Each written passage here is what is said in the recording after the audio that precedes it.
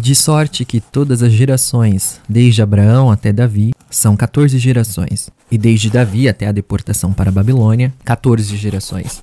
E desde a deportação para a Babilônia até Cristo, 14 gerações. De sorte que todas as gerações.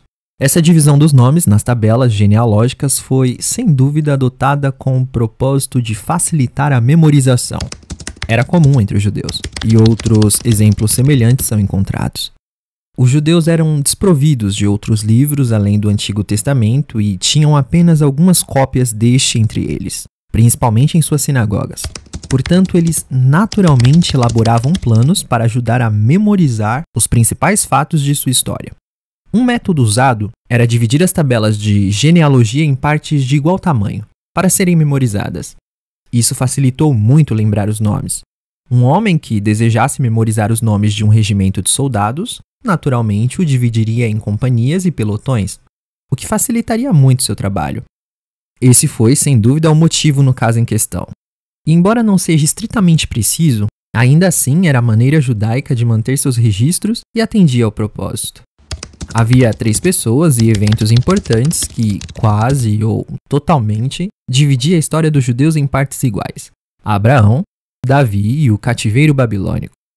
De um para o outro havia cerca de 14 gerações, e omitindo alguns nomes, era suficientemente preciso para servir de guia geral ou diretriz para relembrar os principais eventos de sua história.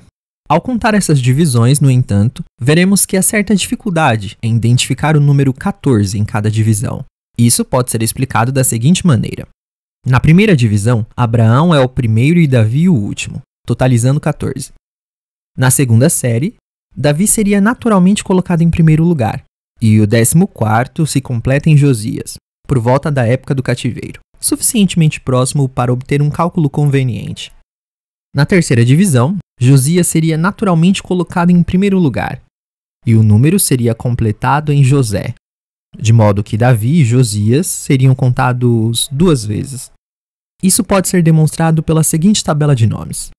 Na primeira divisão, de Abraão a Davi, 14 nomes. Na segunda divisão, de Davi a Josias, 14 nomes. E na terceira divisão, de Josias a José, 14 nomes. Até a deportação para a Babilônia. Refere-se aqui ao cativeiro de Jerusalém e à remoção dos judeus para a Babilônia por Nabucodonosor, 588 anos antes de Cristo. Para mais informações, leia o capítulo 36 do segundo livro de Crônicas. Josias era rei quando essas calamidades começaram a cair sobre os judeus, mas o tempo exato dos 70 anos de cativeiro não começou até o 11º ano do reinado de Zedequias, ou 32 anos após a morte de Josias. A Babilônia estava situada às margens do Eufrates e era cercada por muralhas que tinham cerca de 96 quilômetros de circunferência, 26 metros de largura e 107 metros de altura. E a cidade era acessada por 100 portões de bronze, 25 de cada lado. Era a capital de um vasto império, e os judeus permaneceram lá por 70 anos. Mas, sobre esse assunto, será discutido nas notas de Isaías 13. Ora, o nascimento de Jesus Cristo foi assim, que estando Maria, sua mãe, desposada com José, antes de se ajuntarem, achou-se ter concebido do Espírito Santo. Ora, o nascimento de Jesus Cristo, ou as circunstâncias de seu nascimento, foi assim, ou desta maneira. Estando Maria desposada com José. A palavra no original, esposada aqui quer dizer noiva ou comprometida para o casamento.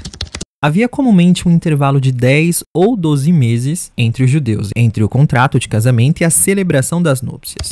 Vejamos Gênesis 24:5-5. Então disseram seu irmão e sua mãe: fique a donzela conosco alguns dias, ou pelo menos 10 dias, depois irá. Ou Juízes 14:8. Algum tempo depois, quando voltou para casar-se com ela, Sansão saiu do caminho para olhar o cadáver do leão. E ainda Deuteronômio 27. E qual é o homem que está desposado com alguma mulher e ainda não a recebeu? Vá e retorne à sua casa para que porventura não morra na peleja e algum outro homem a receba. Mas tal era a natureza desse compromisso que a infidelidade mútua era considerada adultério. Vejamos Deuteronômio 22, 25 e 28. E se algum homem no campo achar uma moça desposada, e o homem a forçar e se deitar com ela, então morrerá só o homem que se deitou com ela. Quando um homem achar uma moça virgem, que não for desposada, e pegar nela, e se deitar com ela, e forem apanhados, achou-se ter concebido do Espírito Santo, grávida pelo Espírito Santo. Mais sobre isso será dito na nota de Lucas 1:35. Então José, seu marido, como era justo e a não queria infamar, intentou deixá-la secretamente. José, seu marido. A palavra no original não implica que eles eram casados. Aqui significa o homem com quem ela foi desposada.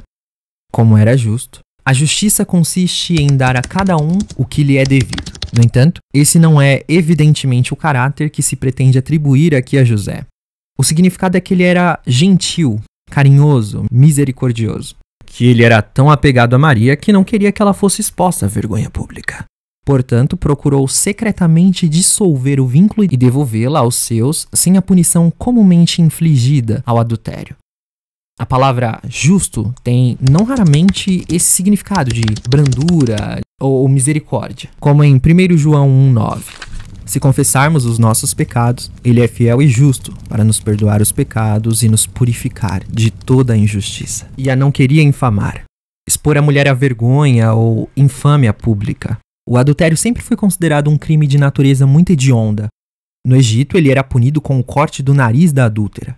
Na Pérsia, o nariz e as orelhas eram cortados. Na Judéia, a punição era a morte por apedrejamento. Vejamos, Levítico 20:10.